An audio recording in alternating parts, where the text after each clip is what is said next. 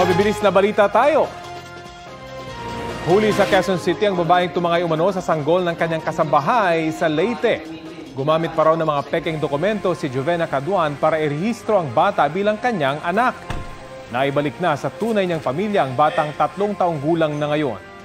Sinisika pa ng GMA Integrated News na makuna ng panig ang suspect na nakadetain na ngayon. Nahaharap siya sa patong-patong na kaso. Patay na ng matagpuan ng mga otoridad ang 7 taong gulang na batang babae sa Iligan City. Ayon sa pulisya, umamin ng 14 na taong gulang na lalaki na inutusan umano siyang patayin ang bata. Kundi siya naman ang papatay ng pastor na may alias na Alcom.